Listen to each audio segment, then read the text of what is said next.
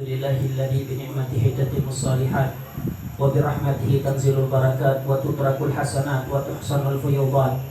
Allahumma salli wa sallim ala sayyidina Muhammadin wa ala ali sayyidina Muhammad. Al-Fatih lima ughliq wal khatim lima sabaq nasiril haqq bil haqq hadza qadri wa miqdarihil azim.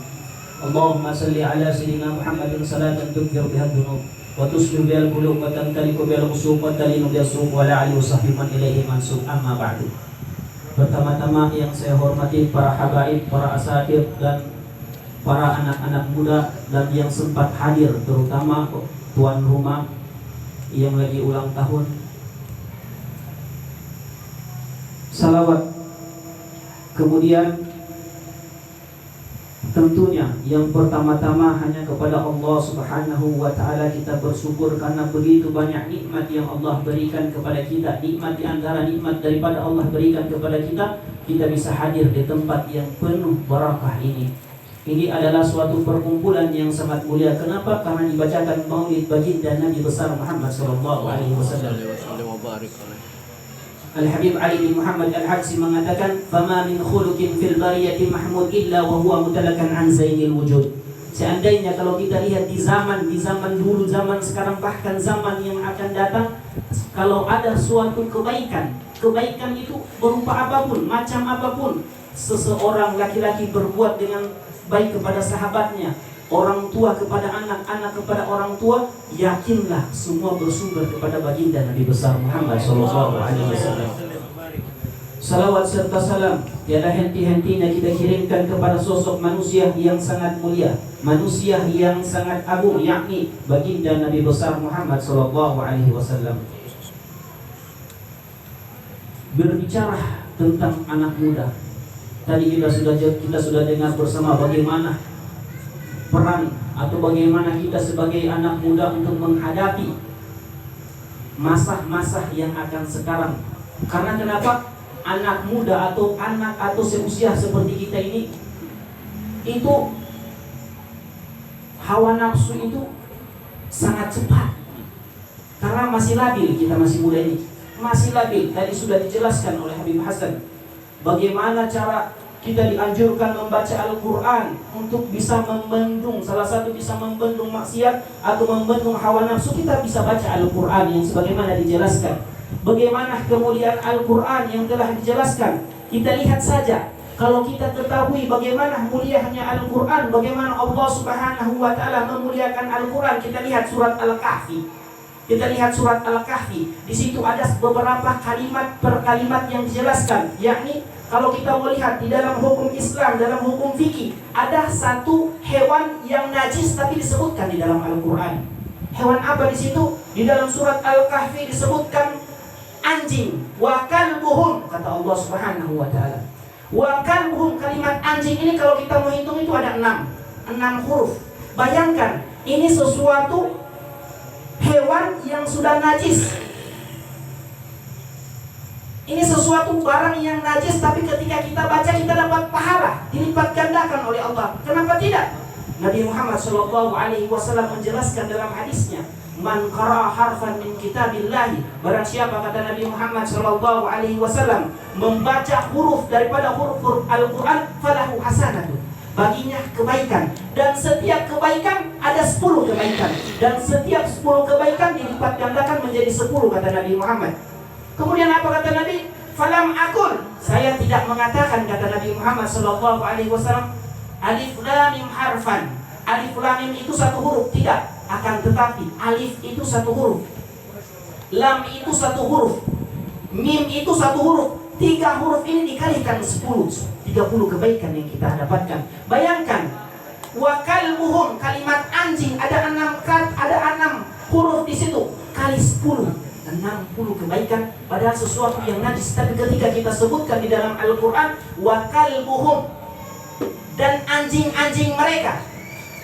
Bayangkan, tidak hanya daripada itu, ada lanjutan daripada ayat Al-Quran tersebut. Allah jelaskan sesuatu barang yang najis ini, Allah jelaskan bagaimana duduk para anjing ini. Wa kalbuhum basitun dhira'aihi bil wasid.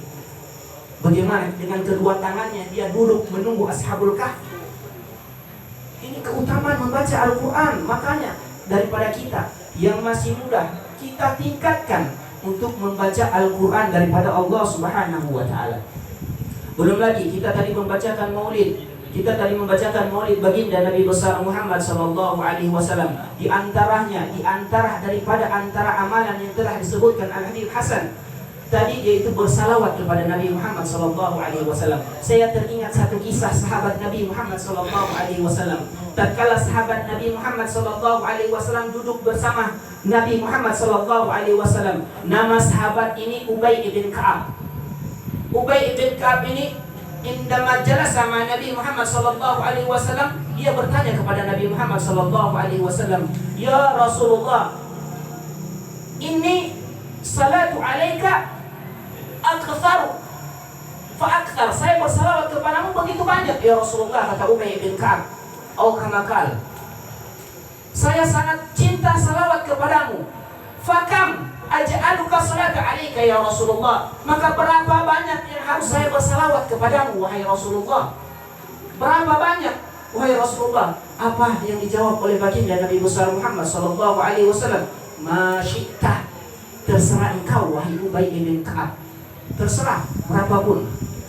Ini satu amalan yang baik kita kerjakan sungguh-sungguh dengan tidak termasuk adalah ibadah daripada Nabi Muhammad sallallahu alaihi wasallam. Terserah apa yang dikatakan oleh Ubay, baik ya Rasulullah, fa'at. Maka saya akan menjadikan salawat saya setiap hari. Pertama dikatakan di dalam riwayat itu ar-rubu, 1/4 dalam satu hari itu saya akan jadikan salawat kepadamu wahai Rasulullah. Ditanya lagi, apakah ini cukup? Kata Rasulullah, ma syi'ta ya Ubay bin Ka'ab. Terserah engkau wahai Ubay bin Ka'ab. Akhirnya kata Ubay bin Ka'ab, karena Ubay bin Ka'ab ini senang kepada baginda Nabi besar Muhammad sallallahu alaihi wasallam, oke ya Rasulullah, saya akan menjadikan dalam seluruh hidupku saya akan bersalawat kepadamu. Bayangkan sosok pecinta baginda Nabi besar Muhammad sallallahu alaihi wasallam, dia bersalawat kepada Nabi Muhammad. Fatabassama Rasulullah. Rasulullah ini tersenyum kemudian mengatakan, kalau begitu wahai Ubay bin Ka'ab, engkau akan mendapatkan dua kebaikan. Apa yang pertama wahai Ubay bin Ka'ab? Kata Rasulullah, "Tuk fahamuk." Kata Rasulullah kepada Ubay bin Ka'ab, semua kesusahan ketika engkau bersalawat kepadamu, semua kesusahan, kelelahan akan Allah hilangkan kepadamu. Bayangkan berkat bersalawat kepada baginda Nabi besar Muhammad sallallahu alaihi wasallam. Allahumma shalli ala sayyidina Muhammad. Itu yang pertama kata Rasulullah sallallahu alaihi wasallam. Kemudian yang kedua kata baginda Nabi besar Muhammad sallallahu alaihi wasallam, wa yughfar laka dzambuk. Kemudian Allah Subhanahu wa taala akan mengampuni dosamu. Bayangkan berkat bersalawat. Sudah Rasulullah katakan, "Masyita," terserah mau berapa. Oleh karena itu, marilah kita sama-sama, apalagi yang masih muda, berbanyaklah bersalawat kepada baginda Nabi besar Muhammad sallallahu alaihi wasallam. Masih banyak hadis-hadis yang lain yang menceritakan tentang keutamaan bersalawat kepada baginda Nabi besar Muhammad sallallahu alaihi wasallam. Oleh karena itu, kita yang masih muda, orang-orang yang kita ini yang masih muda, saya teringat kata Nabi Muhammad sallallahu alaihi wasallam, orang yang cerdas itu kata Nabi Muhammad, orang yang cerdas, orang yang pintar, orang yang zaki, yang cerdas itu kata Nabi Muhammad, mereka yang bisa mengontrol hawa nafsunya. Wal ajizu kata Nabi Muhammad, dan orang-orang yang tidak cerdas. Orang-orang yang tidak cerdas seperti apa? Kata Nabi Muhammad, mereka yang tidak bisa mengontrol hawa nafsunya. Mereka selalu melakukan suatu perbuatan, mereka hanya mengikuti hawa nafsunya. Ini orang-orang yang tidak cerdas. Oleh karena itu, kita di masa-masa yang muda ini, marilah kita berpikir yang cerdas. Sebelum melakukan, kita pikirkan terlebih dahulu, apakah ini baik buat kita atau akan berdampak sesuatu. Sudah diajarkan oleh baginda Nabi besar Muhammad sallallahu alaihi wasallam. Kita melihat bagaimana perjuangan baginda Nabi besar Muhammad sallallahu alaihi wasallam, bagaimana perjuangan para sahabat baginda Nabi besar Muhammad sallallahu alaihi wasallam, bagaimana perjuangan kita di Paulin Habib Idrus bin Salim Al-Jufri, bagaimana perjuangan sampai terbentuk suatu agama Islam yang betul-betul agama Islam Ahlus Sunnah wal Jamaah. Ini yang harus kita jaga. Ini yang apalagi kita masih muda. Kita jaga sholat kita. Bagaimana menjaga sholat kita? Tadi Habib Hasan sudah mengatakan, celaka bagi mereka yang Sholat. Di dalam tafsir lain dijelaskan hum alladhi an salatihim sahun. Kalimat sahun ini dijelaskan di dalam kitab tafsir lain, hum alladhina yata'akhiruna fis shalah. Mereka yang celaka itu mereka yang selalu mentakhirkan atau memperlambat-lambat mereka yang sholat. Celaka. Itu yang dikatakan celaka. Di dalam tafsir lain disebutkan hum alladhina yata'akhiruna fis shalah. Di kalimat sahun itu ditafsirkan bukan cuma mereka yang lalai, akan tetapi mereka yang memperbayangkan orang yang lambat-lambat sholat saja celaka. Bagaimana kita orang yang tidak sholat? Bagaimana? Oleh karena itu, kita yang masih muda, marilah kita sama-sama untuk selalu berpikir yang baik, melakukan hal-hal yang baik. Kita kembalikan semua, kita berminta kepada Allah Subhanahu wa Ta'ala. Semoga Allah Subhanahu wa Ta'ala membukakan hati kita, membukakan pikiran kita semua, agar semua hal-hal yang baik kita lakukan. Kita lebih dekat kepada Allah Subhanahu wa Ta'ala. Kita minta kepada Allah Subhanahu wa Ta'ala. Kita minta, jangan takut, Allah itu dekat. Di dalam Al-Quran Allah sudah jelaskan, fa idza sa'alaka ibadi anni fa inni qarib. Allah katakan kepada Nabi Muhammad, jika ada hambamu mengatakan, bertanya tentangku, katakan aku dekat, wahai Rasulullah.